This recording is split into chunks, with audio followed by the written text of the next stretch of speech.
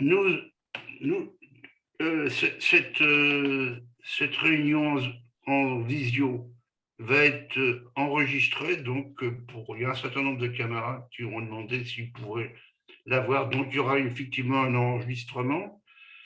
Si par extraordinaire vous ne souhaitez pas que votre figure apparaisse, eh ben, il suffit de supprimer votre visage en éteignant la vidéo. Pour ce qui est de la discussion, ça se fera selon les méthodes habituelles en utilisant le système lever la main, ce que je viens de faire, et n'oublions pas, quand c'est terminé, de baisser la main. Et dans la mesure du possible, on essaiera de faire ce qu'on appelle dans nos milieux la fermeture éclair, c'est-à-dire d'alterner les interventions d'hommes et de femmes. Je dis bien dans la mesure s'il y a beaucoup trop d'un sexe ou de l'autre, mais je crains de connaître lequel sera le sexe en question. On ne le fera pas, mais ce serait beaucoup mieux d'essayer de le faire. Donc nous sommes maintenant environ 25, ce qui n'est pas trop mal, je pouvais espérer mieux. Donc, c'est une réunion portant sur la situation actuelle en Italie après les élections. Non seulement l'élection, d'ailleurs, la prise de fonction récemment, la nouvelle première ministre.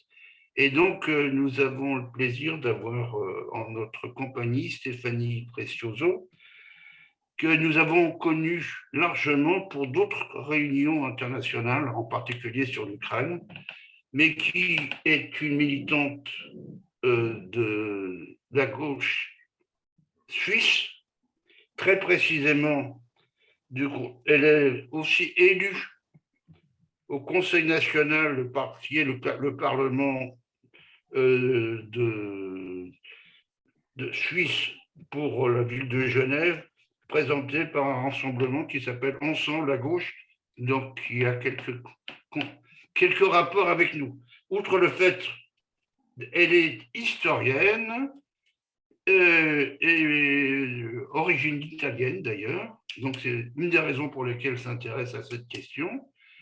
Je crois que j'ai dit l'essentiel. Je vais donc lui laisser la parole et voilà. Et donc Stéphanie, il suffit maintenant d'allumer ton micro et nous allons t'entendre.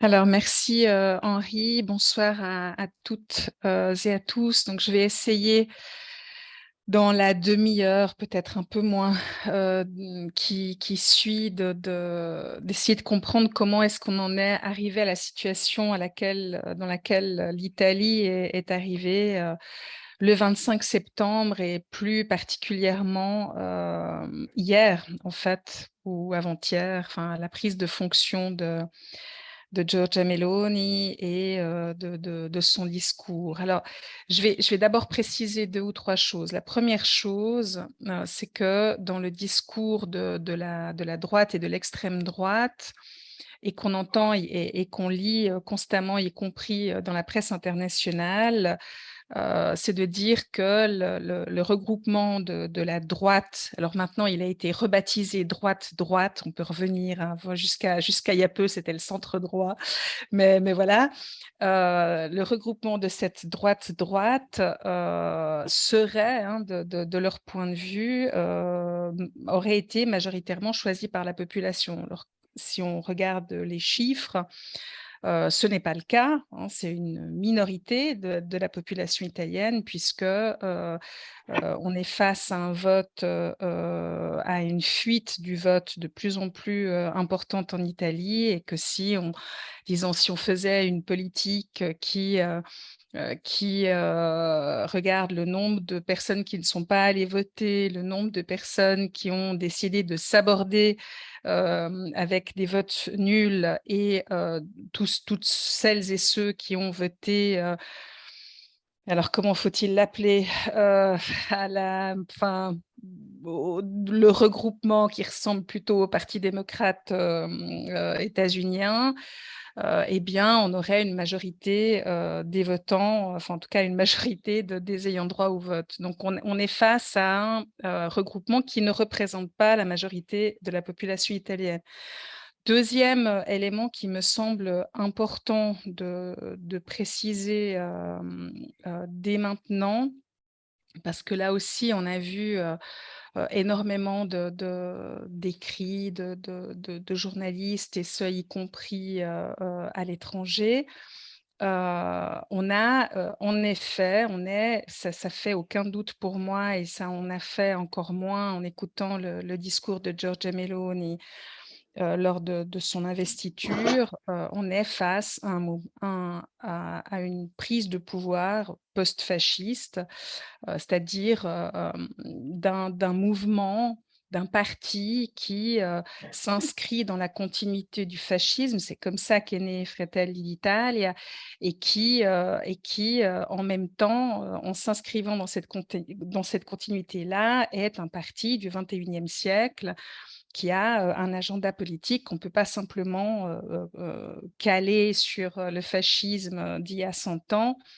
Mais enfin, ça me semble, je pense que c'est la première fois que je crois que en Italie, on peut effectivement considérer qu'on a affaire là à un gouvernement de type post-fasciste. Je reviendrai parce que évidemment, les choses sont un peu plus compliquées que ce que je le dis là.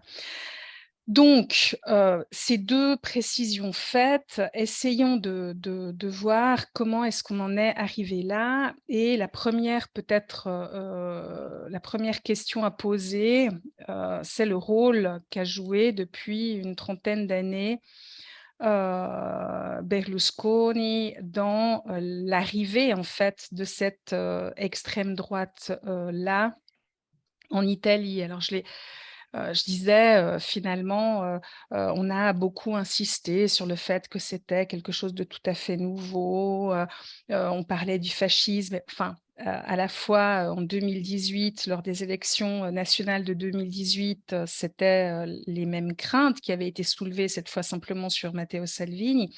Simplement, hein, parce qu'on avait affaire à un regroupement, le même regroupement, auquel on a affaire depuis, 90, depuis 94, c'est-à-dire un regroupement qui, en fait, mêle la Ligue aujourd'hui, Ligue du Nord à l'époque, Fratelli d'Italia à l'époque, Alleanza Nazionale et Alliance Nationale, et Forza Italia, hein, Berlusconi. En fait, ce qui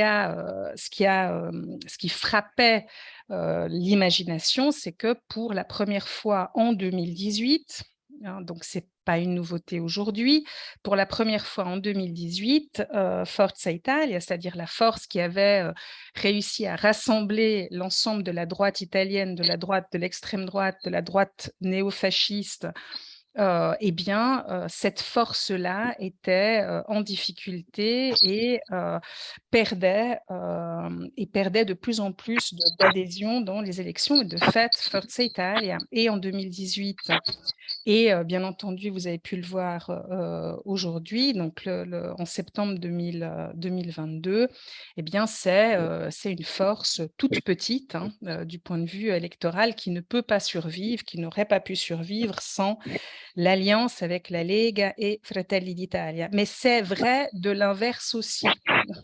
La Ligue et Frères d'Italie, hein, ce parti monté de toutes pièces, enfin pas de toutes pièces, mais j'en reviendrai, ce parti de Giorgia Meloni, ne peuvent pas vivre non plus sans l'alliance avec Forza Italia. Donc ça, c'est un élément très important à comprendre, parce qu'on ne comprendrait pas l'arrivée de cette force-là au gouvernement italien aujourd'hui si on ne la perçoit pas dans les 30 ans qui ont précédé et qui ont permis, en définitive, de normaliser ce type de parti et de mouvement, et non seulement de le normaliser dans le cadre du discours qui est affiché, mais aussi de le normaliser du point de vue des politiques qui sont menées par la droite et l'extrême droite.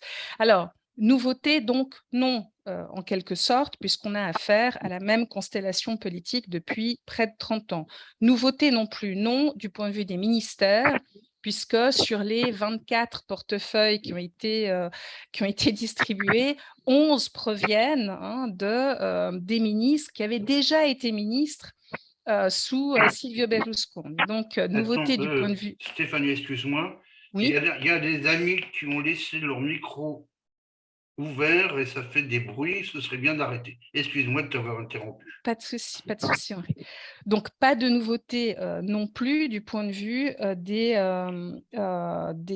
ministres qui ont été choisis, qui sont 11 sur 24, près de la moitié, ont été des ministres de Silvio Berlusconi. Et donc, ce gouvernement-là s'inscrit parfaitement dans la continuité des différents gouvernements Berlusconi depuis 1994. Et ça, c'est très important de le saisir. Je pense que si on ne saisit pas ça, on ne saisit pas où on en est. Bon. Troisième élément autour de cette nouveauté ou non de ce regroupement, en définitive, on n'a pas affaire à une nouveauté du point de vue du regroupement des ministres, etc. On a affaire, en revanche, à quelque chose de tout à fait nouveau, mais je reviens, enfin, tout à fait nouveau, de nouveau, mais j'y reviendrai en conclusion, qui est le discours, en fait, qui aujourd'hui est clairement tenu par Giorgia Meloni et l'a été tout récemment à la Chambre.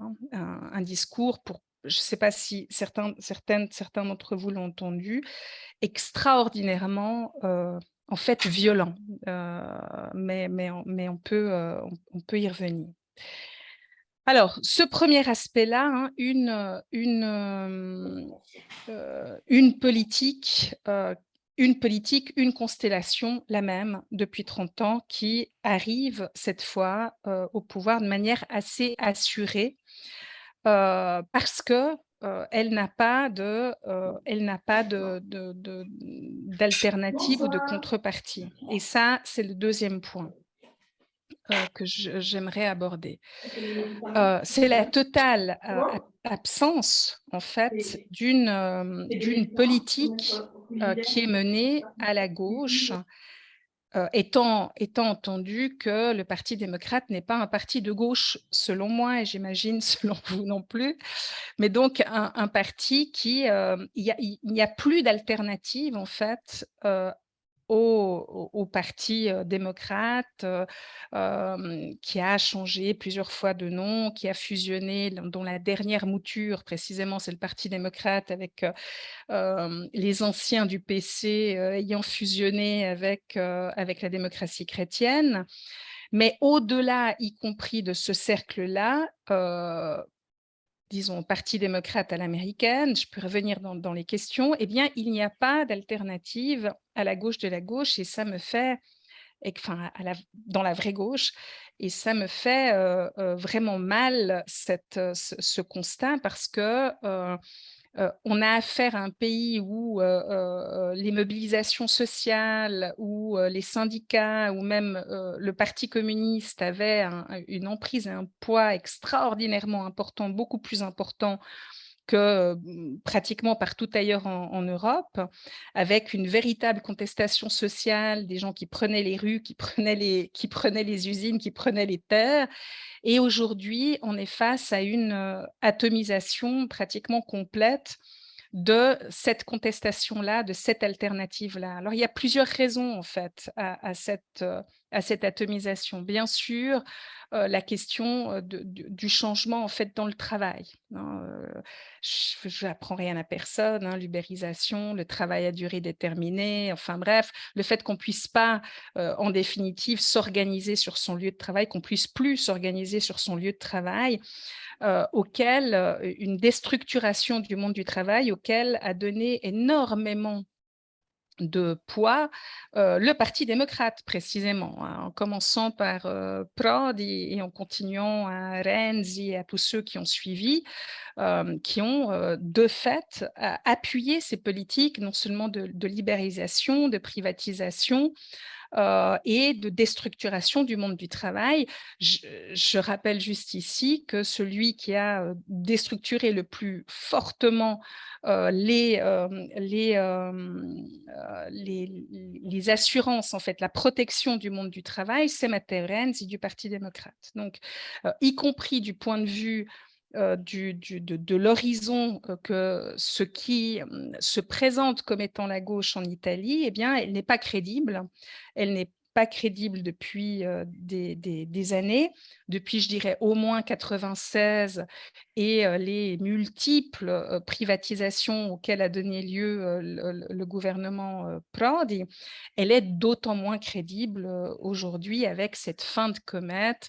Bon, Matteo Renzi a quitté, le Parti démocrate, mais vous n'êtes pas sans savoir que, ou peut-être vous ne le savez pas, mais je le dis, je le lance là, que, la nomination à la présidence du Sénat n'aurait pas été possible, la nomination d'un fasciste, enfin, voilà, d'un néofasciste, Mignatt Solarus, à la présidence du Sénat, c'est-à-dire la deuxième charge plus importante de la République italienne, n'aurait pas été possible sans 17 voix provenant de l'opposition, dont celle de Matteo Renzi, mais c'est de loin pas le seul, hein. Il y a dû y avoir quelques autres, membres du Parti démocrate et ex-membres du Parti démocrate qui ont voté pour lui.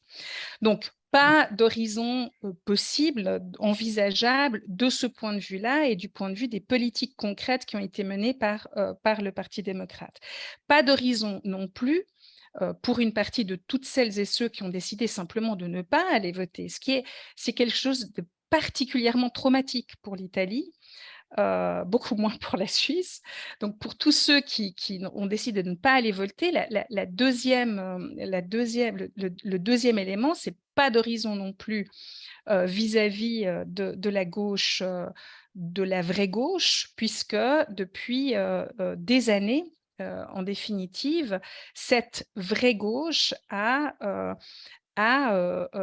s'est réduite, de plus en plus, à peau de chagrin dans, la plupart des villes de la péninsule, avec une multitude de scissions, divisions et cetera, sur lesquelles on peut revenir dans la discussion, heu et sur lesquelles je ne pose aucun jugement de valeur, hein. C'est juste, une question de fait, en fait.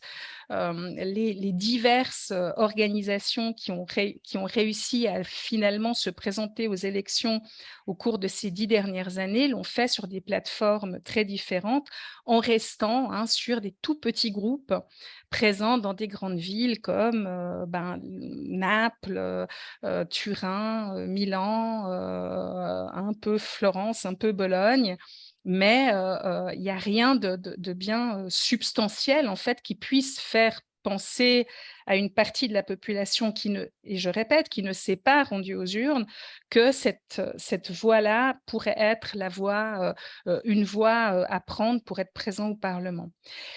Et autre élément sur lequel j'ai aussi beaucoup insisté, j'ai été beaucoup attaquée là-dessus, mais je pense que j'ai raison, c'est le rôle qu'a joué, le mouvement 5 étoiles dans cette déstructuration de la gauche et dans le fait il n'y a donc plus d'alternative possible.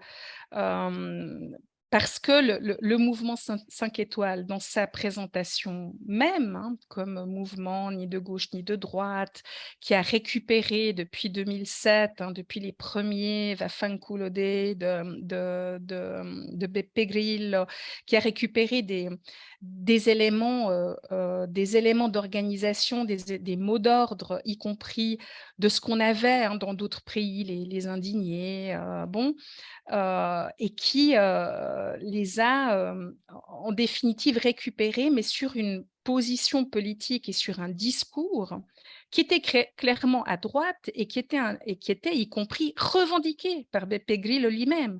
Hein, il disait: «Mais nous, on n'est pas de gauche. Mais vous vous trompez, on n'est pas de gauche, hein. Nous, on est, des conservateurs, bon et on lutte contre cette gauche-là».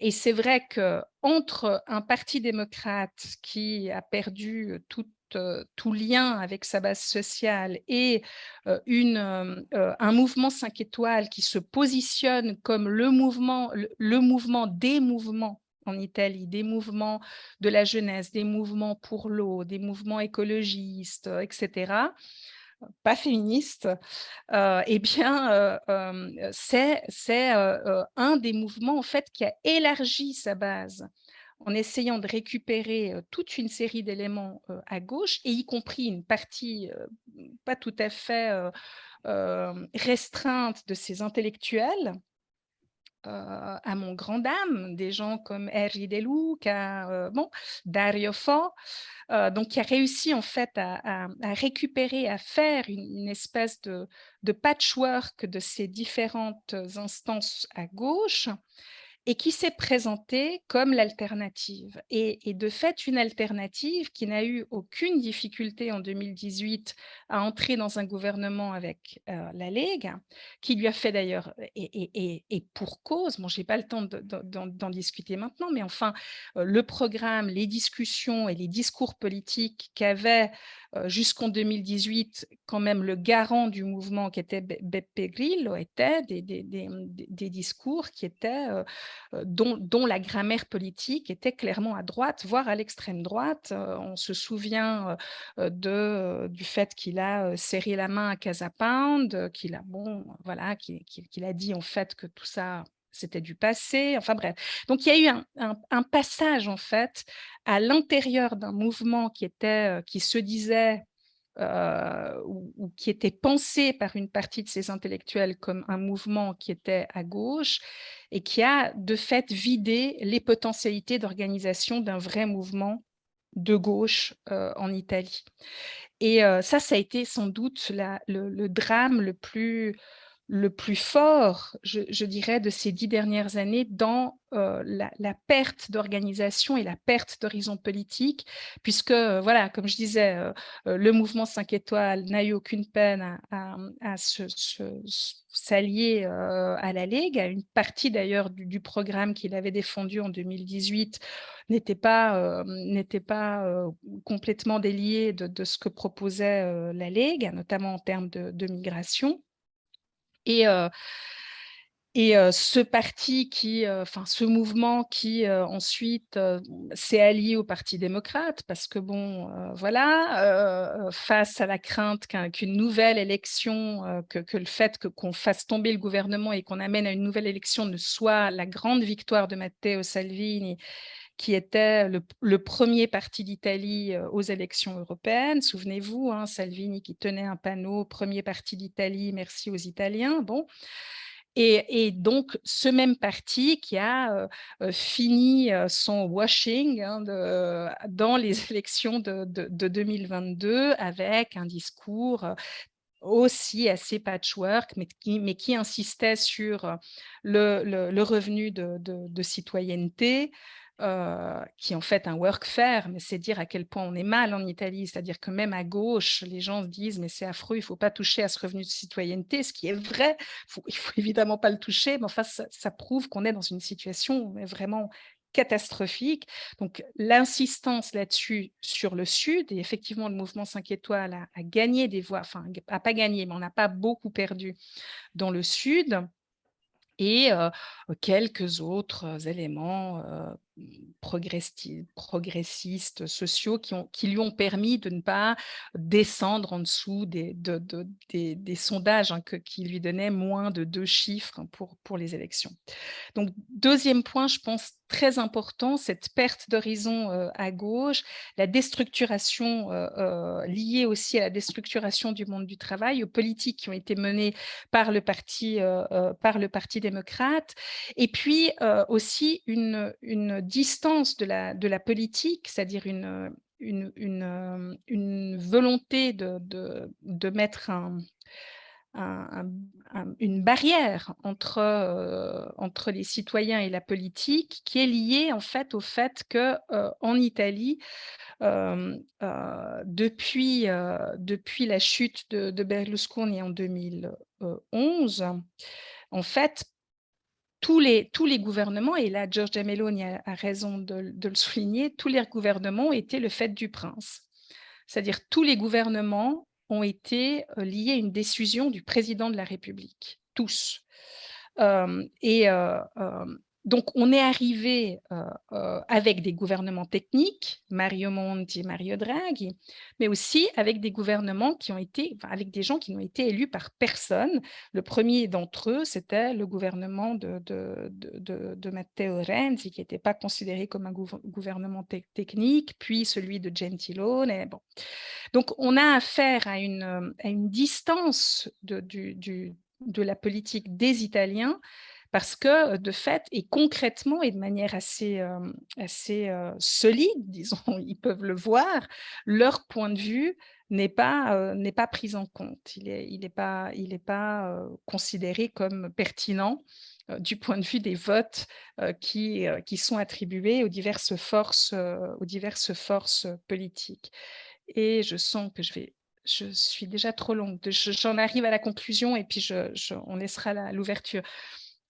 Donc, la conclusion de ce parcours, j'ai peut-être en arrivé à ça, je disais, il y a quand même une nouveauté. Et il y a une nouveauté qui est de l'ordre enfin,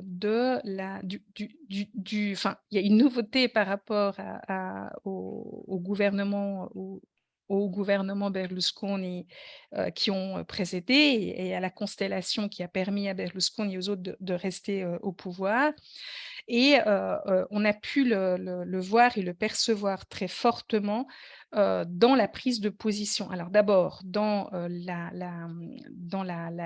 désignation, je vais y arriver, je suis désolée, des deux présidents, le président du Sénat, Ignazio La Russa, néofasciste convaincu, c'est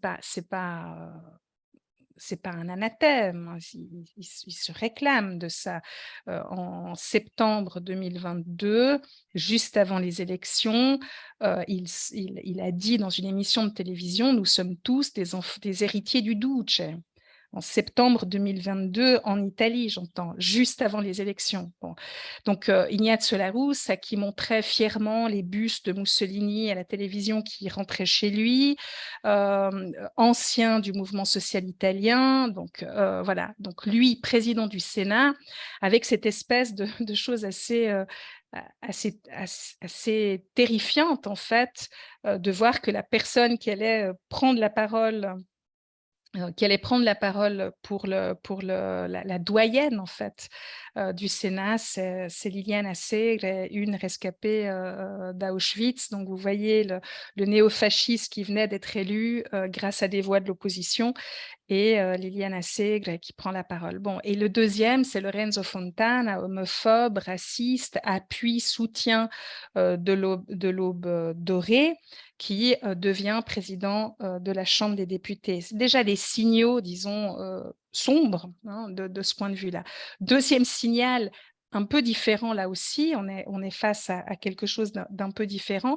Je pense que vous avez été attentif à ça, mais c'est le nom des ministères. Les noms qui ont été choisis pour les ministères.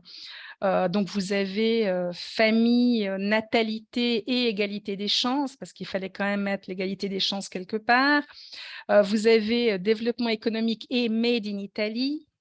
Vous avez agriculture et souveraineté alimentaire, mais évidemment souveraineté alimentaire dans le sens, pas dans le sens qui est le nôtre.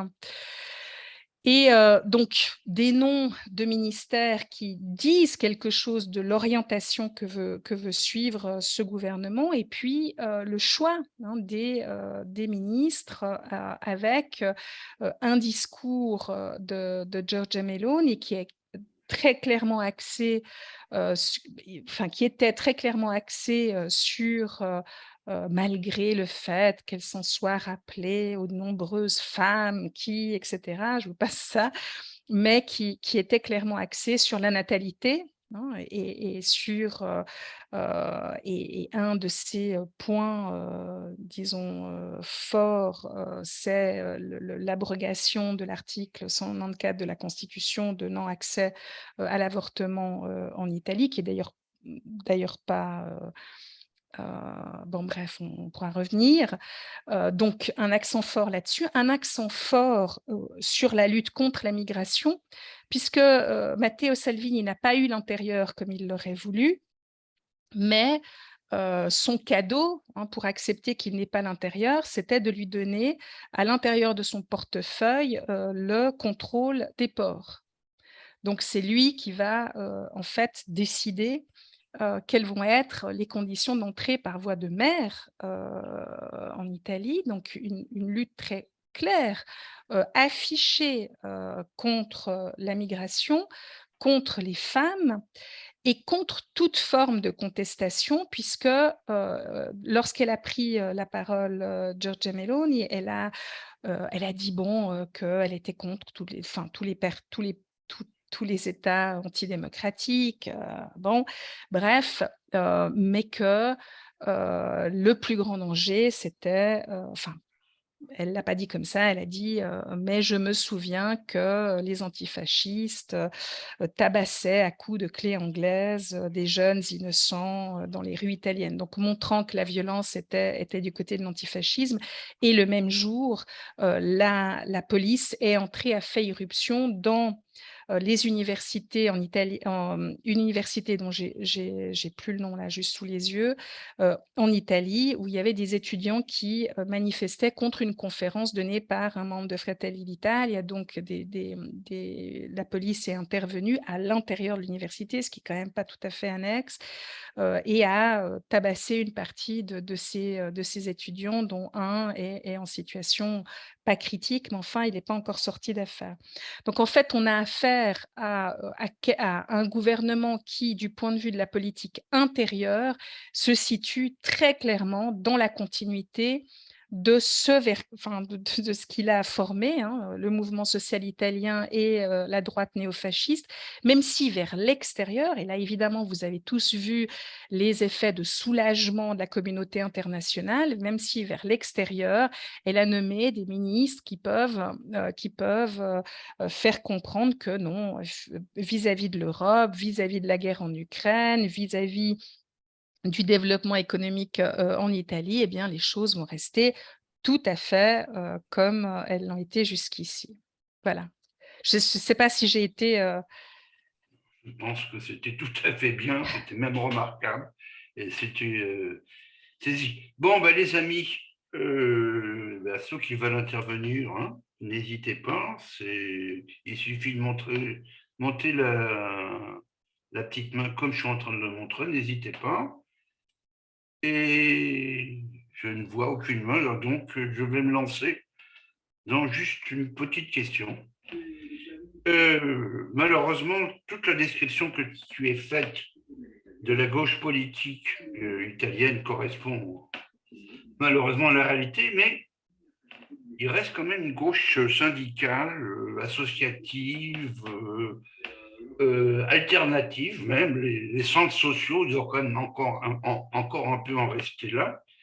Et il y a effectivement plus de gauche politique réelle, de gauche, de socialistes modérés, et même de socialistes plus révolutionnaires. Et ça a quasiment disparu. C'est extrêmement faible. Est-ce qu'il y a pas une contradiction entre le fait qu'il reste une gauche sociale et qu'il n'y ait plus de gauche politique? Est-ce que c'est peut-être que de ce côté-là que quelques espoirs puissent venir? J'ai incité nos amis femmes à lever la main, mais je n'en ai pas vu, donc je donne la parole à Patrick Vassallo. Ouais, bah moi, ce sera un peu dans la suite d'Henri. Il y a deux questions qui m'intéressaient. La première, c'est de savoir dans le mouvement, ce qu'on pourrait appeler le mouvement social radical de gauche italien, les centres sociaux, effectivement, Arci, etc. Euh, Est-ce qu'il y a là quelque chose qui, malgré la balkanisation ambiante, peut être un point d'appui pour une reconstruction? Et puis, deuxièmement, moi alors j'ai des racines italiennes, j'y vais ce week-end, donc là, j'ai quelques éléments.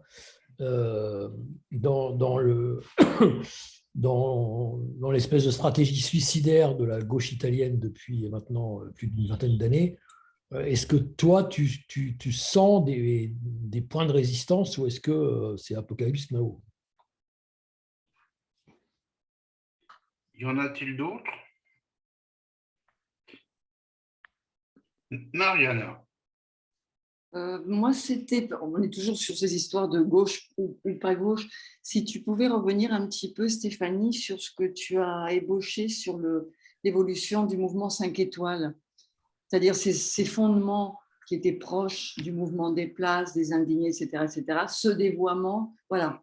Que tu reviennes un petit peu sur l'évolution de ce mouvement. Je partage tout à fait ce que tu dis sur le profil actuel et les dirigeants. Merci. Et après, j'ai Jean Brunasset. Je pense qu'après, Jean, tu auras suffisamment de quoi répondre pendant un long moment. Vas-y, Jean. On ne t'entend pas. Oui, merci, Stéphanie pour ton introduction. Moi aussi, je suis d'origine italienne, comme mon nom l'indique. J'ai toujours de la famille en Italie, du côté de Florence. Cela étant, tu as explicité les responsabilités propres ou particulières du mouvement 5 étoiles dans l'éclatement ou la disparition ou la réduction à peau de chagrin de la gauche politique italienne, enfin de la vraie gauche, hein, comme on l'entend. Mais la situation vient quand même de très loin, hein, parce que tu as parlé du Parti communiste, feu le Parti communiste italien, qui était le plus puissant d'Europe, effectivement, juste compromis historique et qui est responsable en premier lieu du désastre auquel la gauche italienne, dans son ensemble, j'ai bien dit dans son ensemble, y compris entraînant la gauche radicale dans son sillage, a été un désastre qu'elle a subi. Et c'est vrai que cette évolution, malheureusement, vient de loin, quoi. Je parle de la gauche politique italienne. Après, c'est vrai qu'il y a des espoirs qui demeurent, en particulier sur la gauche sociale, qui, elle, n'a pas été complètement réduite en miettes, contrairement à la gauche politique.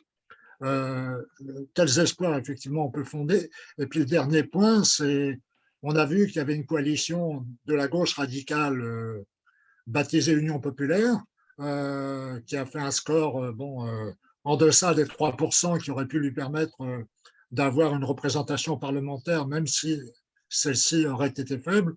Qu'en est-il aujourd'hui? Est-ce qu'il y a des possibilités, à ton sens, de réduire ou de mettre un coup d'arrêt ou un frein à l'émiettement de cette gauche radicale qui aujourd'hui n'apparaît pas effectivement comme une alternative crédible, et en tout cas comme un débouché politique au mouvement social italien. Et merci encore une fois pour ton introduction.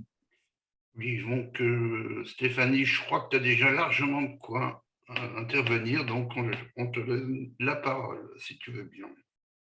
Ouais, c'est des questions très difficiles parce que, en fait, j'aimerais pas être déprimante, mais j'ai l'impression que je lisais aujourd'hui d'un historien que j'aime bien, qui s'appelle Davide Bidussa et qui a beaucoup travaillé sur le fascisme, qui vient de sortir d'ailleurs un petit bouquin autour des textes sur le fascisme et qui disait en fait on en a maintenant pour 30 à 50 ans pour reconstruire une véritable alternative de gauche en Italie.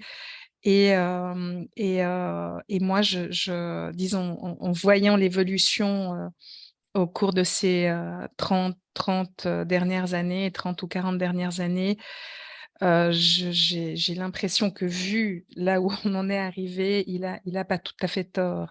Alors il y a il y a évidemment les centres sociaux sont extrêmement présents, là aussi, hein, dans des lieux particuliers de l'Italie. Moi, je pense notamment, puisque comme ça me fait rebondir sur la question de l'Union populaire, notamment à Naples. Hein, Naples, qui était quand même, jusqu'à il y a peu, le centre, disons, quand on faisait référence à Naples, avant Luigi De Magistris, on parlait d'une ville qui votait essentiellement au mouvement social italien et qui, donc on a affaire là à une véritable transformation du tissu politique et d'engagement, mais à la fois ces mobilisations des centres sociaux n'embrayent pas politiquement. Et moi, je ne crois pas mais c'est une discussion politique difficile à mener là entre la poire et le fromage, mais je ne crois pas qu'on puisse euh, qu'une gauche puisse effectivement s'organiser si elle n'a pas de direction politique.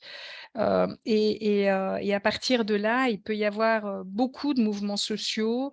Il y a eu, enfin ça je ne l'ai pas dit, mais depuis 2011, il y a eu des dizaines et des dizaines et des dizaines de mobilisations où les Italiens, les Italiennes ont pris les rues, et pas seulement eux d'ailleurs, ceux auxquels on refuse la nationalité, tous les migrants ont pris les rues, on se sont mobilisés, il y a eu des grèves, il y a eu des mobilisations extraordinairement fortes. Donc, je ne l'ai pas dit, mais ça me paraît important de le dire, mais elles ont débouché sur rien. C'est-à-dire qu'il n'y a pas eu, il y a pas eu une organisation capable de dialoguer avec ces mobilisations pour réussir à créer en fait une organisation politique réelle et à donner un horizon d'attente pas immédiat à ces luttes. Et moi, je crois qu'on n'arrive pas à organiser des gens si on ne leur donne pas un horizon d'attente. C'est ça aussi. Il y a plus d'horizon d'attente parce qu'il y a plus de partis d'organisation politique capables de l'incarner. Et ce n'est pas seulement le cas en Italie, c'est le cas à peu près partout. Enfin, j'entends, c'est très difficile. La France, pour ça, c'est une situation vraiment très particulière avec la NUPES, l'Union populaire. C'est quelque chose de très particulier en Europe. Si on regarde un peu autour de nous, il y a pas beaucoup ce type de voie de sortie qui peut avoir toutes les limites qu'on veut, mais qui quand même est là. Et puis, exactement, il y a aussi Fuori Mercato, je travaille beaucoup avec Piero Maestri qui est très actif là-dedans, l'autogestion, etc. Mais voilà, c'est des initiatives qui sont petites, qui sont à taille de la taille de l'organisation qui les porte, des organisations qui les portent, et qui, pour le moment, n'ont pas débouché sur quelque chose. Alors, on a eu plusieurs types d'organisations de type électoral en Italie. On avait en 2018, souvenez-vous, Potere al Popolo, qui était cette organisation qui avait réussi à rassembler un truc hallucinant, qui avait réussi à rassembler les anciens trotskistes, les anciens du PC, les anciens autogestionnaires, enfin bref, qui s'étaient réunis autour de cette étiquette et qui s'étaient présentés aux élections pour faire en gros à peu près le même score qu'a fait l'Union populaire aux dernières élections. Et donc, ça dit quelque chose sur le fait qu'il n'y a pas de prise, en fait. Il y a quelque chose où il n'y a pas de prise sur la population au sens large de ces organisations-là. Et franchement, je n'ai pas de j'ai pas de réponse en fait. Il y a cette tension et je pense que tant qu'on n'aura pas réussi, à régler cette tension entre l'organisation politique et les mobilisations qui sont concrètes et qui sont faites et au niveau syndical et au niveau des centres sociaux, on n'y arrivera pas. Puis bon, en plus, au niveau syndical, c'est aussi un peu compliqué avec la CGL, qui a la Confédération Générale, qui a certaines fois plié un peu rapidement aux desiderata du gouvernement. Enfin bref, donc ça a créé aussi là une difficulté en fait réelle d'organisation, même si ça n'a pas empêché des mobilisations. Mobilisation qu'on a tenté d'empêcher par ailleurs avec des lois très répressives, hein, les lois qui ont été passées grâce au gouvernement de la Ligue et du mouvement 5 étoiles, ce sont des lois extraordinairement répressives sur les mobilisations dans l'espace public. Donc bon, même si on a essayé du point de vue gouvernemental de les empêcher, ces mobilisations existent, mais elles ne débouchent pas. Elle débouche pas sur une organisation politique capable de et sans compter que ça crée en fait aussi beaucoup, beaucoup de désespoir et de difficultés à se projeter vers un futur organisationnel autour de ces questions. Donc l'Union populaire, bon, l'autre élément sur, l'Union populaire, je pense que l'erreur, mais je suis pas là pour donner des leçons, j'en sais rien, mais la difficulté, ça a été de centrer l'Union populaire sur autour de la personne de De Magistris, qui est quelqu'un de vraiment très bien, qui a fait vraiment des politiques intéressantes à Naples, mais une personnalité toute seule, eh bien, surtout quand c'est une personnalité toute seule à Naples qui n'a pas d'ouverture nationale, ben, c'est difficile qu'elle puisse faire percer un mouvement tout utile et tout intéressant qu'il soit. Donc voilà, sur les points de résistance existent. J'ai lu aujourd'hui la prise de position de Sinistre Anticapitaliste, qui est une des scissions de Rifondazione Comunista, sous la plume de Turigliatto, qui en gros annonçait qu'il faut continuer à se battre. Il y a des grèves, il y a des mobilisations qui sont prévues, notamment une dans une semaine, hein, le 5 novembre. Des mobilisations qui doivent être larges, qui doivent contester le gouvernement, qui doivent contester les politiques austéritaires, enfin, etc. Puisque Meloni a annoncé qu'elle allait continuer à suivre l'agenda politique de Draghi, voilà.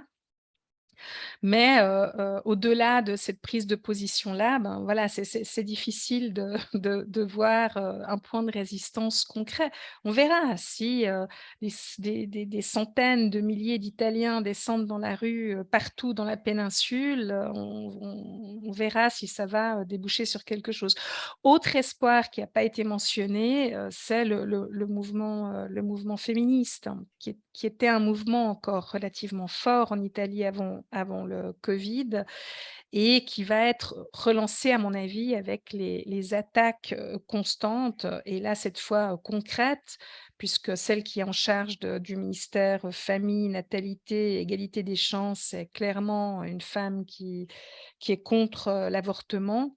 Donc il y a eu même un projet de loi qui vient d'être déposé demandant à ce que la personnalité juridique soit accordée, y compris à l'embryon. Bon, donc ces joyeusetés de ce genre et peut-être que le mouvement féministe qui est quand même inscrit aussi et dans les centres sociaux et dans les syndicats pourra disons, constituer un point de rupture, un point de rupture intéressant. Et puis, ouais, le dévoiement du mouvement 5 étoiles. Moi, je dirais pas, Mariana, qu'il s'agit d'un dévoiement. Moi, je pense que le mouvement 5 étoiles s'est constitué de manière forte et immédiate comme un mouvement conservateur. Ça a été dit, et c'est pas que j'ai toujours soutenu ça. Donc depuis 2007, 2008, j'explique que le mouvement 5 étoiles, c'est pas un mouvement de gauche, et c'était très difficile à le faire comprendre avant 2018.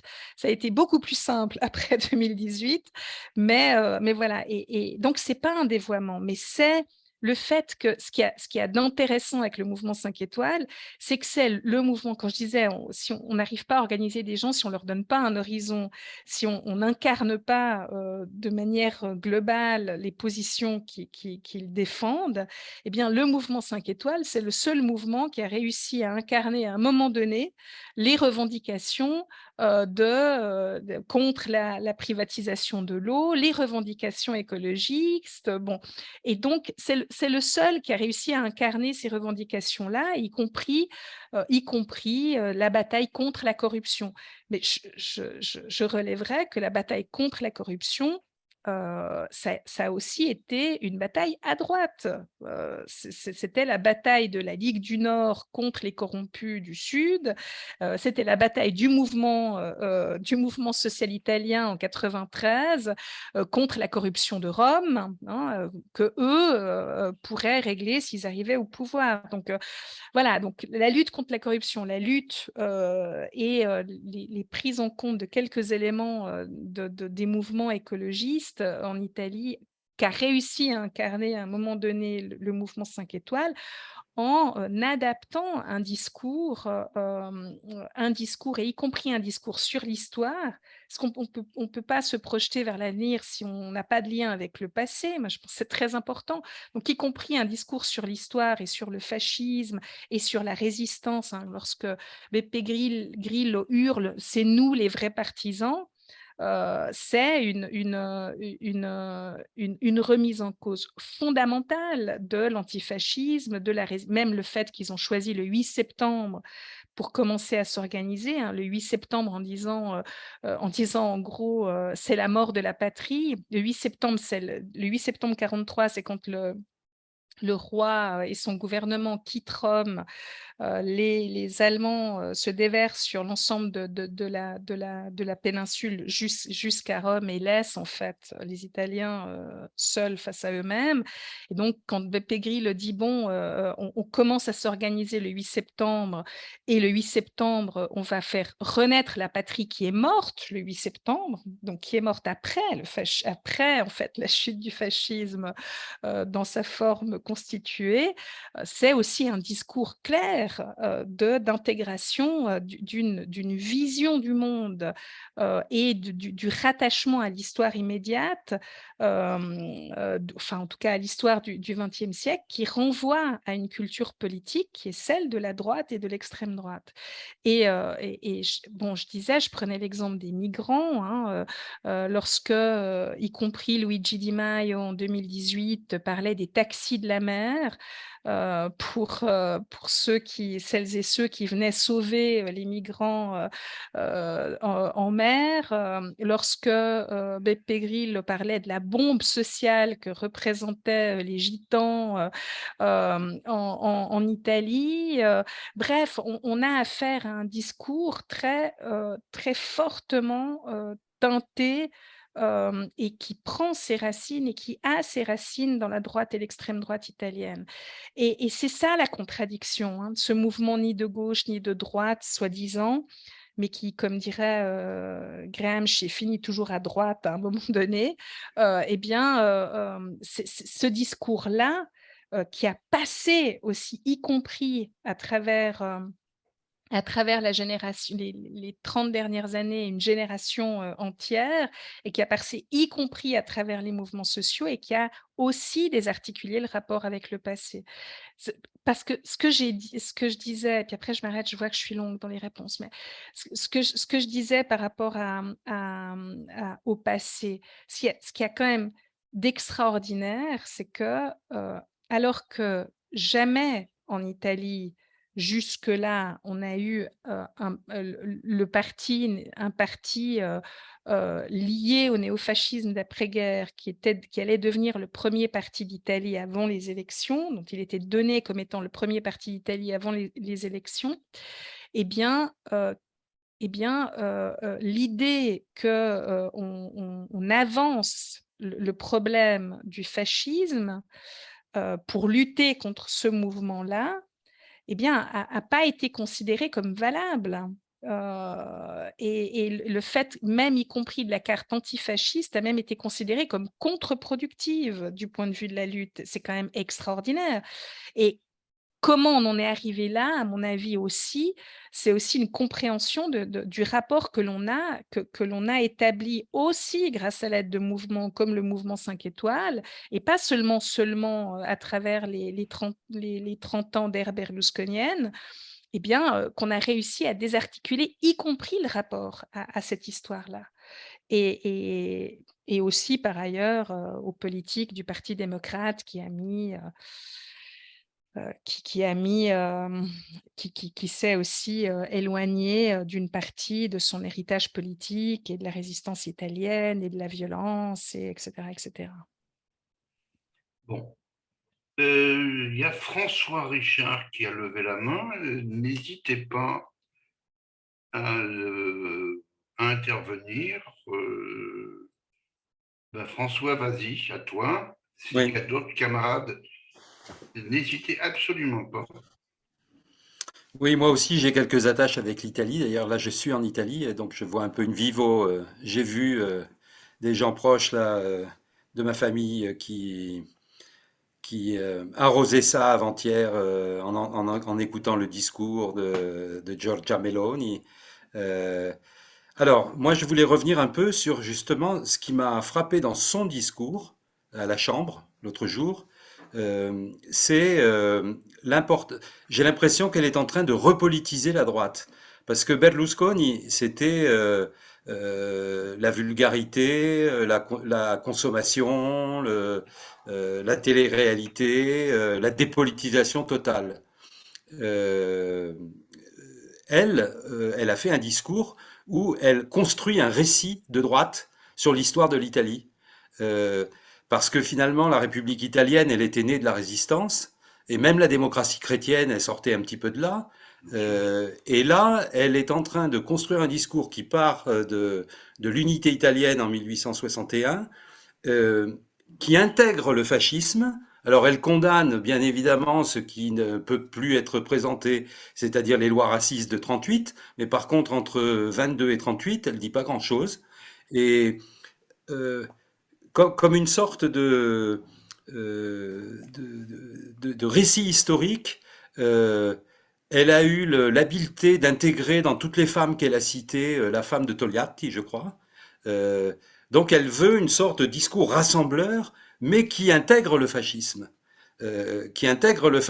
comme partie intégrante de l'histoire de l'Italie, d'une Italie qui retrouve sa fierté. Et moi, franchement, c'était un discours assez fort. euh, et je suis assez pessimiste aussi, parce que apparemment, elle est assez douée quand même. Enfin, je voulais que tu nous parles un peu de cette réinvention d'un discours sur l'Italie, sur l'identité de l'Italie. Et finalement, elle a acheté l'unité avec la droite en acceptant la politique économique et la politique extérieure atlantiste. Euh, mais ce que tu as dit là sur le droit de ne pas avorter, par exemple, et le ministère de la Famille et de la Natalité, c'est donc sur la politique économique et extérieure, ben, elle va être traditionnelle, mais ses marges de manœuvre, ça va être sur l'immigration, sur la place des femmes, sur la famille. Et là, à mon avis, elle va intégrer ce discours patriotique, nationaliste. euh, et, et c'est, il est compliqué, effectivement, aujourd'hui, puisqu'il n'y a plus de vraie gauche, il est compliqué de reconstruire un autre discours. Euh, Moi, j'ai peur que ce discours, ce récit historique, fasse mouche. Voilà. Cécile, de Paris 11e. Oui, non, moi je voulais simplement poser une question sur les relations de ce nouveau gouvernement avec l'Église.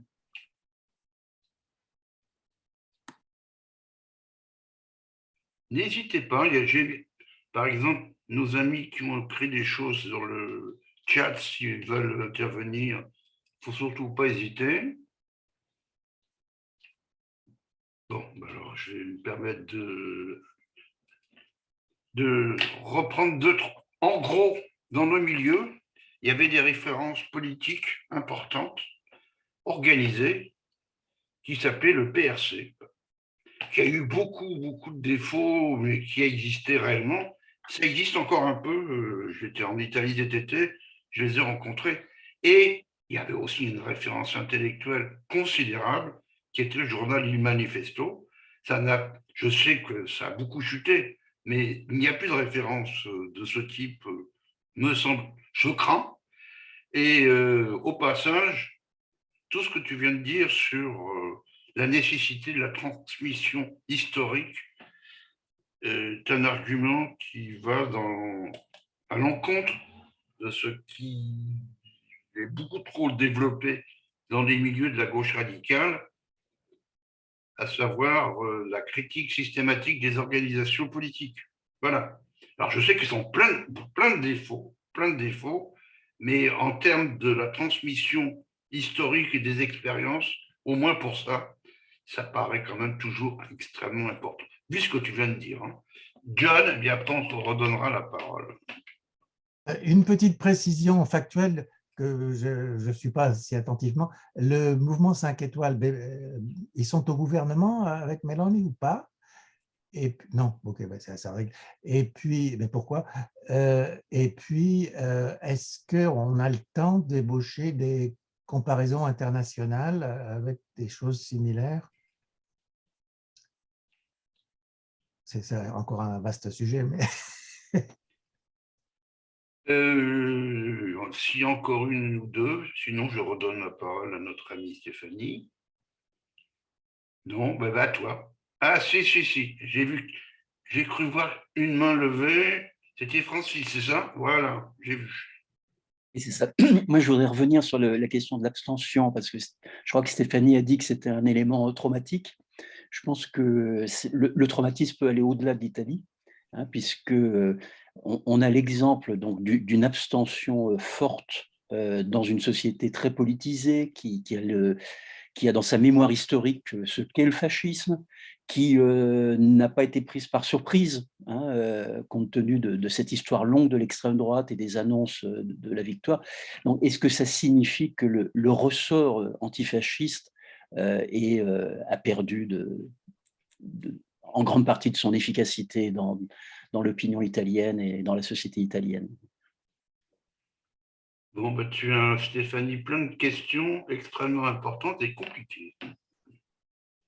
Ouais, bah, j'en profite pour dire bonjour à Francis, ça faisait longtemps que je ne l'avais pas vu. Ouais, c'est des questions effectivement importantes et compliquées. La première question, je ne vois plus la personne ah voilà, François, qui est en fait un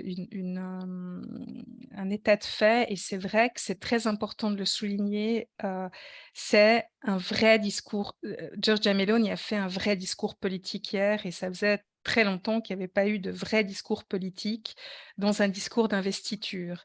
Même si on regarde l'autre grand discours, j'entends… Bon, celui qu'a fait Matteo Renzi en 2014, il était plus dans la lignée des discours de Berlusconi, comme tu disais, François, hein, on n'avait pas un discours politique. Alors, il y avait une politique derrière, mais ce n'était pas un discours visant à repolitiser la droite. Là, on a un vrai discours avec une vraie orientation de droite. Alors moi, je l'ai défini post-fasciste, mais à la limite, on s'en fout des étiquettes. C'est-à-dire que une vraie orientation, avec une vraie orientation de politique intérieure. Et toute proportion gardée, si on revient 100 ans en arrière, le premier gouvernement Mussolini, c'était un gouvernement qui avait dans ses ministères des gens qui n'étaient pas membres du parti fasciste, qui a aussi rassuré la communauté internationale en gardant un ministre des Affaires étrangères proche de la France et de l'Angleterre. Et y compris du point de vue du ministère de l'économie. Donc, disons, le discours de politique intérieure qu'elle a fait est un discours, et moi je suis tout à fait d'accord avec toi, François, absolument terrifiant. Moi, j'ai dû m'arrêter plusieurs fois de l'écouter parce que c'était trop, en fait. Il y a une orientation tellement claire, tellement nette dans le gouvernement tel qu'elle veut le mener, du point de vue de la répression de toutes les minorités, y compris politiques, la répression de l'extraordinaire majorité de la population, c'est-à-dire des dominés, des femmes, la répression du mouvement social. Elle va d'ailleurs pouvoir s'appuyer sur le décret sécurité qui est passé grâce au vote, enfin, qui est le décret sécurité de la Ligue et du mouvement 5 étoiles, qui n'a pas été réformé. Et puis, effectivement, elle va pouvoir s'appuyer sur un récit national, d'une nouvelle narration. Enfin, c'est pas une nouvelle narration en fait, mais d'une narration qui va être instituante en fait. Parce que bon, je viens d'écrire un autre papier là-dessus, justement sur la victoire de ce qu'on appelle le révisionnisme dans l'opinion publique, en fait. Il y a une victoire de cette lecture du fascisme italien. C'est pas un hasard d'ailleurs qu'elle va pas au-delà de 38. Enfin, c'est-à-dire que la période de 22-38 ne l'intéresse pas. Ça a toujours été bon, bah, c'est un discours un peu compliqué, mais ça a été un des éléments forts du discours révisionniste. C'était de dire que, en définitive, mais si je la fais vraiment en resserré, en définitive, le fascisme italien était un fascisme qui venait d'une matrice révolutionnaire, alors que le nazisme était contre-révolutionnaire, que le fascisme italien n'a fini par se dévoyer que dans son alliance avec Hitler, une alliance, alors suivant qui parle, hein, une alliance qui était, alors du point de vue de l'extrême droite, du point de vue de la droite néofasciste, nécessaire pour sauvegarder la population italienne des horreurs de Hitler, ou alors une alliance qui l'aurait conduit à sa perte. Bon. Et donc, l'insistance sur la période 43-45 et l'insistance précisément sur le nazifascisme, qu'est-ce que ça veut dire? J'ai lu aussi là aujourd'hui un article en disant c'est extraordinaire, Giorgia Meloni a condamné fermement les lois raciales, etc. Mais en fait, elle a parlé du nazifascisme. Et ce n'était pas pour essayer de dire que le nazisme et le fascisme, c'était la même chose, mais c'est pour faire pencher la balance sur le nazisme dans le cadre des lois raciales.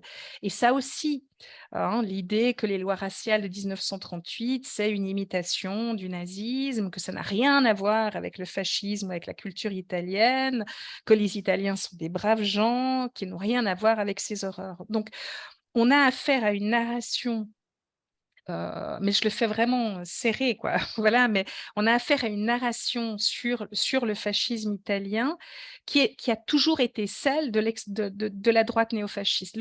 Dans son discours, lorsqu'elle dit « Je viens d'un parti relégué aux marges de la République », et c'est d'autant plus extraordinaire que j'y sois arrivée, ce qu'elle dit, c'est ça.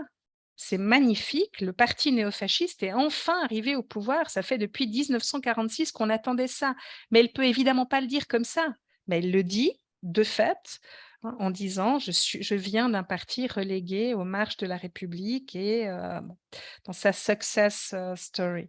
Alors là où ça devient compliqué, c'est de fait que ce discours révisionniste sur le fascisme italien, il a été porté en avant très massivement par la droite berlusconienne, appuyé par une série d'historiens, dont Renzo De Felice, le biographe de Mussolini, et y compris prise avec eux d'une partie de la gauche et en particulier du Parti démocrate qui finalement, dans un fameux discours de 96, mettait sur un pied d'égalité.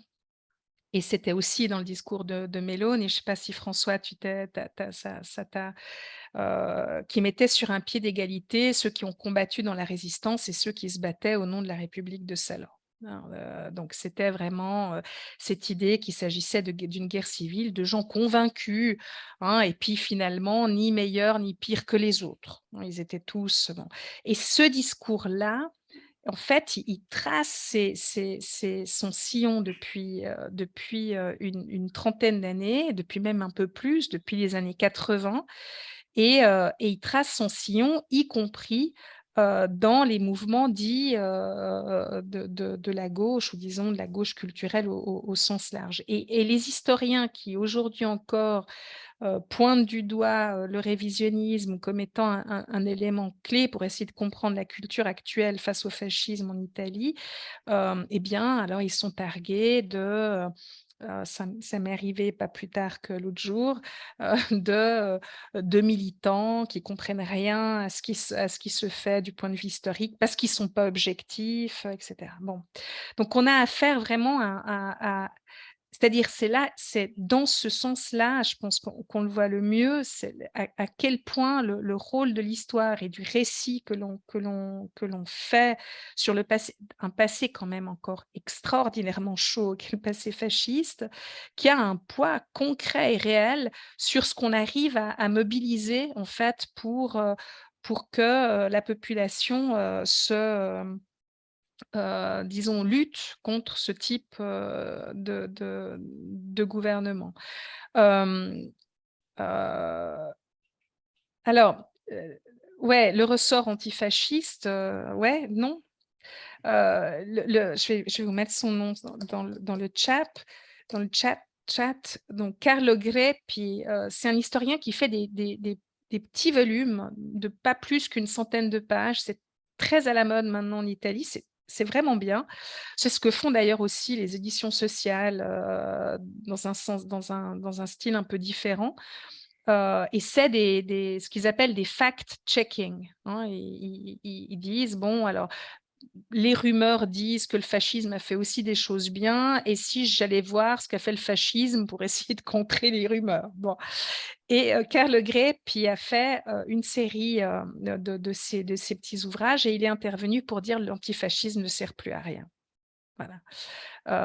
De manière un peu provocatrice, c'est-à-dire il commence son livre comme ça pour expliquer à quel point l'antifascisme est nécessaire, mais il le commence comme ça parce que, de fait, avec avec cette déstructuration du récit national, avec le fait que finalement la violence antifasciste était au moins aussi terrifiante que l'autre. Et donc, il fallait prendre sa distance avec le fait que, y compris la résistance, c'était un problème du point de vue de l'unité nationale. Et dans ce sens-là, non, on peut pas faire la comparaison avec Sarkozy, parce que Sarkozy a su reprendre des éléments de la résistance, tandis qu'en Italie, la résistance est vue comme quelque chose d'extrêmement problématique qui n'a pas pu faire unité. Un historien disait que l'élément qui fait le plus unité dans l'identité nationale italienne, c'est le fait que les Italiens sont des braves gens, qui est l'élément clé de l'identité nationale italienne. Et cet élément veut dire en gros que le fascisme est un accident dans le cours de l'histoire italienne, que Mussolini s'est fait avoir. Enfin, voilà, on peut continuer le discours dans ce sens-là. Et je pense que si on ne rattache pas la lutte qu'on mène aussi au discours historique qu'on doit mener, c'est-à-dire à quelle histoire, de quelle manière on peut l'envisager, et qu'est-ce que ça veut dire concrètement du point de vue de ce qu'il en reste aujourd'hui.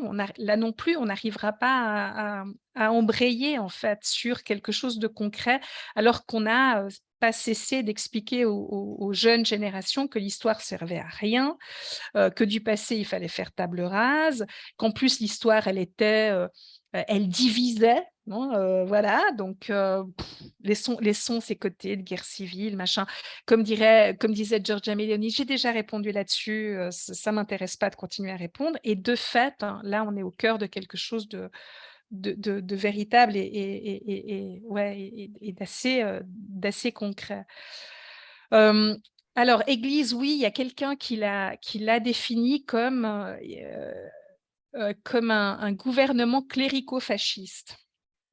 Donc, en particulier en partant de la lutte contre l'avortement, hein, du droit de naître, défendu par Giorgia Meloni et son parti, et puis avec disons, un appui des sphères les plus obscurantistes de l'Église catholique, mais enfin, là non plus, on n'est pas vraiment dans la nouveauté, hein, avec l'appui que donnait l'Opus Dei, y compris à des gens peu fréquentables du point de vue de l'Église catholique qui était Berlusconi, ou y compris à Conte, hein, dans les gouvernements. Mais effectivement, vu l'orientation prise concrète, hein, prise par le gouvernement dans le discours très politique de Meloni, certains ont vu quelque chose de l'ordre du clérico-fascisme. Alors, sur la comparaison internationale, c'est extrêmement compliqué, mais en revanche, c'est extrêmement compliqué parce qu'il faudrait en fait réussir à étudier d'où viennent ces mouvements, comment est-ce qu'ils se constituent.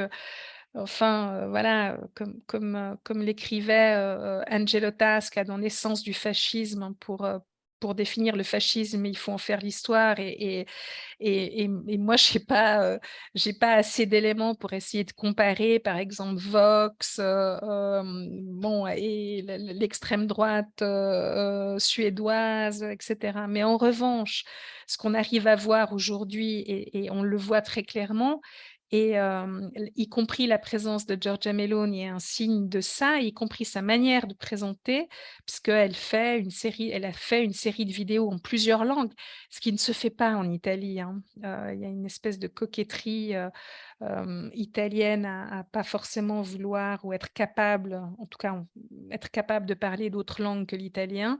Et donc, elle a fait ces vidéos destinées à Vox, et qui, de fait, apparaissent dans un programme de congrès où apparaît Orban, où apparaît Trump, où apparaissent en fait toutes les extrêmes droites mondiales, et qui se retrouvent réunies là. Et elle s'en est pas cachée. En février, elle était, je ne sais plus où a eu lieu le dernier congrès de cette extrême droite qui tend à ressembler à une espèce d'internationale noire, mais voilà. Et elle n'en a pas fait mystère. Elle est intervenue, là aussi, je crois, sauf erreur, en anglais. Donc, il y a des liens concrets. Et elle a même dit, hein, à Vox, dans sa dernière vidéo, elle a dit le fait que je sois arrivée au pouvoir est la preuve que l'on peut tous y arriver. Et donc, il y a une politique qui est menée au niveau international, qu'il était déjà en 2017 autour de l'élection de Trump, et qui va donner des ailes, à mon avis, aujourd'hui avec l'Italie, à tous ces mouvements. Une dernière petite série, parce qu'il est 19h50, on essaye de ne pas trop dépasser 20h, on peut un peu dépasser, mais pas au-delà de, disons, 20h15. Jacques, à toi, si tu veux bien. S'il y a ou une autre camarade, on lui donnera la parole. Oui, c'était deux petites questions à Stéphanie, c'est-à-dire la première, c'était si elle pouvait nous dire quelle différence essentielle elle voit entre la Ligue et le parti de Mélanie. Et la deuxième question, c'est parce qu'on a vu souvent les groupes d'extrême droite se bouffer le nez, et donc est-ce que l'alliance de la droite et de l'extrême droite qu'on vient de voir là, est-ce que cette alliance, selon elle, peut être durable? Y a-t-il d'autres camarades? Alors, je vais juste en rajouter un des arguments mis en avant pour expliquer le succès de Mélanie, c'est le fait qu'il n'ait jamais participé au gouvernement d'union nationale et qui viennent d'avoir lieu d'ailleurs, en disant que maintenant je vais apporter quelque chose de nouveau. Et après ce que tu viens de dire sur toute la leçon d'historique, on peut évidemment rapporter les écrits de Gramsci sur la question de l'hégémonie culturelle. Et ce que tu es en train de décrire, c'est que en Italie, l'hégémonie culturelle ressemble singulièrement à une hégémonie culturelle révisionniste, de droite, etc. Ce qui ne va, enfin, qu'un élément extrêmement compliqué pour essayer de rebondir. Enfin, c'est tout ce que tu viens de dire. C'est quelque part, c'est encore pire que ce que je ne craignais. Voilà. Mariana, et peut-être qu'on te donnera la parole après. Non, moi très vite, effectivement. Merci d'abord Stéphanie pour ton exposé, pour toutes tes réponses à nos différentes questions. Moi, effectivement, ça me parle énormément par rapport à des choses que l'on connaît sur la bataille idéologique et culturelle avec Vox dans l'État espagnol, en dehors de l'affaire nationale qui joue un rôle très important hein, dans la montée de Vox. Mais en dehors de ça, moi, je voulais si tu pouvais nous dire un petit mot sur l'Europe. Si tu en as parlé à un moment, moi j'ai l'impression qu'on est vraiment dans le cas de figure où si elle continue de tenir le discours qu'elle tient et de répondre aux demandes de l'Union européenne en termes économiques, etc., l'Europe ne mouftera pas sur les autres questions. C'est un peu ma crainte. Et donc, avec les répercussions que cela a par rapport à plein d'autres questions de société, femmes, etc., etc. Bon, bah, Stéphanie, si tu veux essayer de conclure cette soirée, qui était effectivement très intéressante, je pense que tout le monde pensera. Enfin, c'était passionnant. Voilà. Vas-y, à toi. Ouais, alors, donc les différences entre la Ligue et Fratelli d'Italia, elles sont extraordinairement nombreuses. Si on se rattache à l'histoire de la Ligue, la Ligue du Nord, par exemple, Umberto Bossi, lorsqu'il a créé la Ligue, etc., et quand Berlusconi lui a demandé de faire partie de l'alliance électorale qui devait effectivement l'amener au pouvoir en 1994, la première réaction de Bossi c'était de dire qu'il n'avait rien à voir avec je crois qu'il a utilisé le terme de cette merde fasciste, lorsque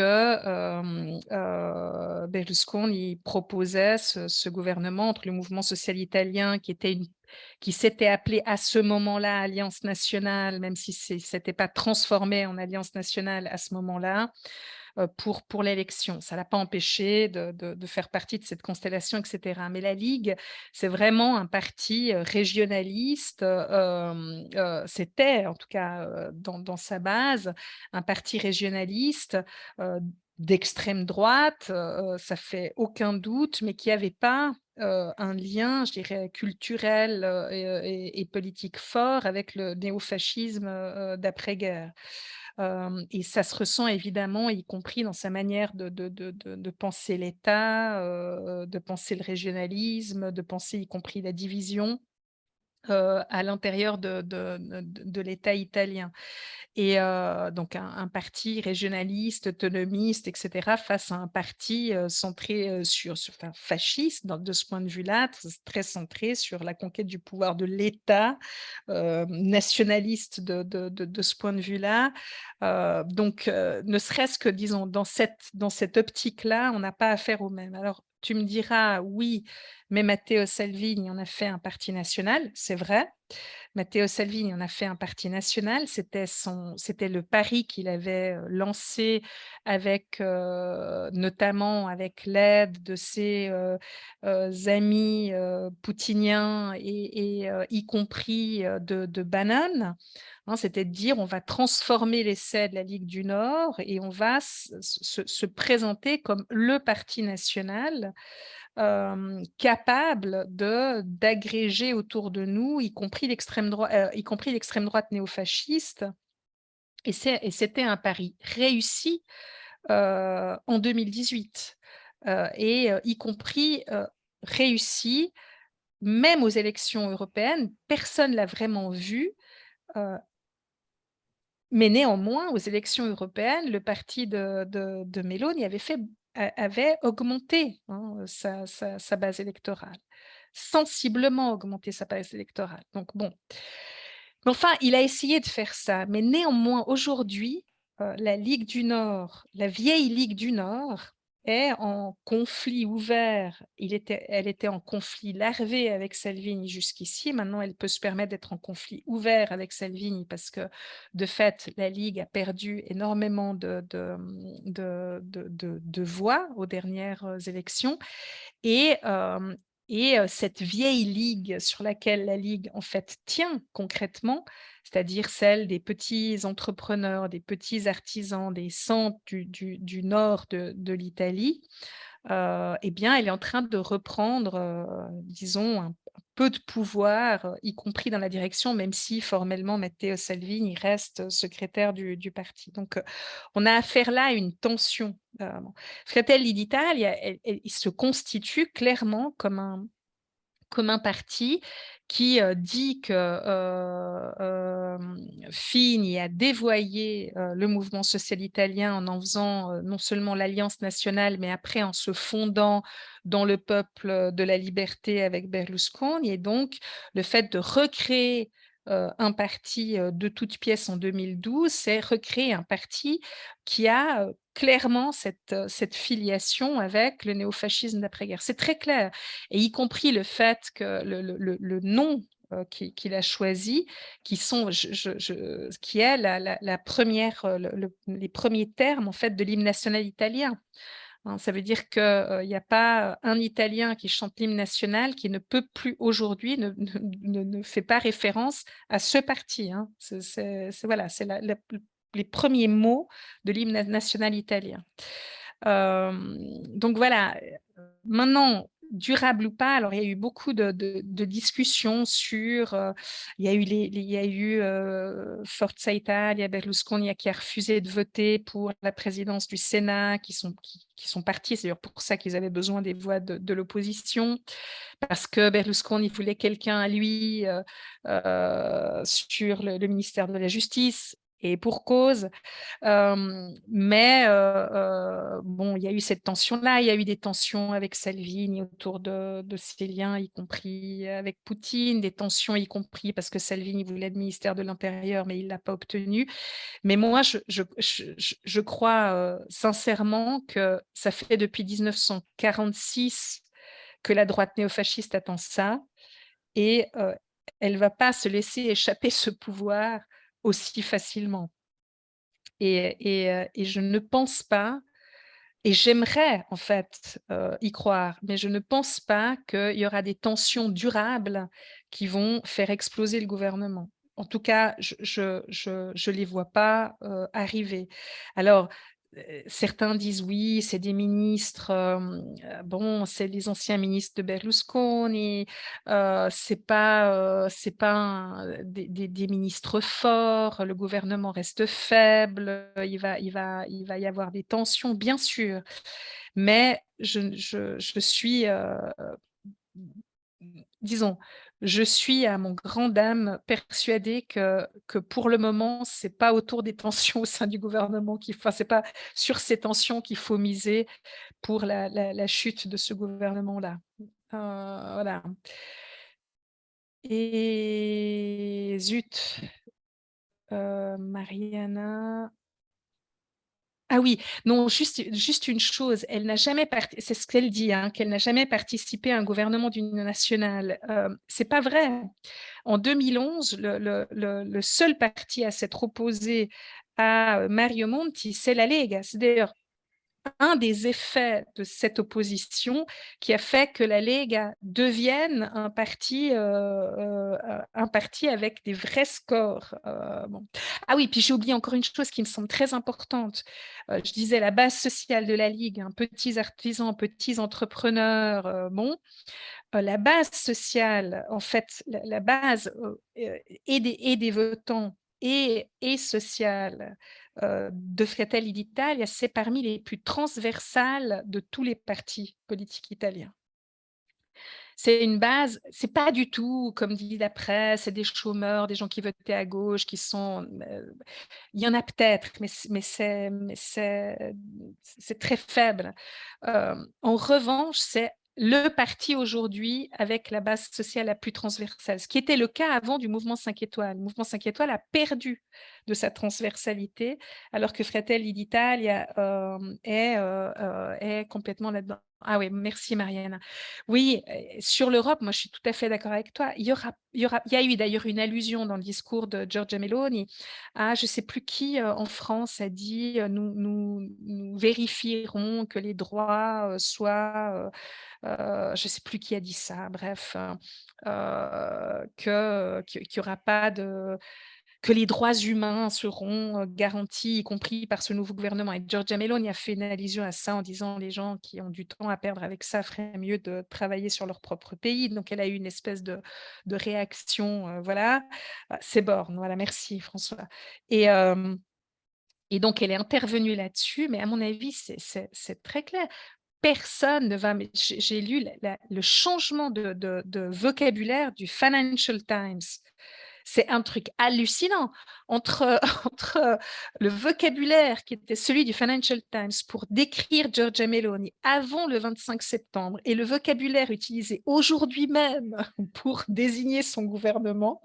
Mais c'est clair, le Financial Times, bon, puis je ne parle pas des autres, mais y compris, hein, on a même, y compris dans le monde, des gens qui disent, bon, laissons-la travailler, on verra bien, elle a quand même dit sur le fascisme, enfin bref, donc je ne crois pas une seconde qu'il va y avoir en Europe, tu vois, une levée de bouclier, y compris quand elle s'attaquera au droit à l'avortement, etc.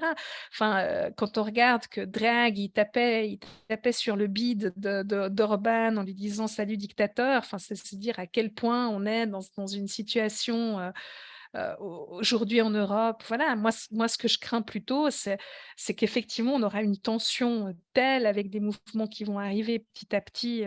Moi, je pense que l'Italie va leur donner des ailes encore plus que les États-Unis, en fait. C'est plus proche, parce que c'est possible, parce que c'était un parti qui faisait 4% des voix, j'entends. Bon, donc, et là, c'est possible. Et là, à l'intérieur de l'Europe, ça va devenir vraiment compliqué.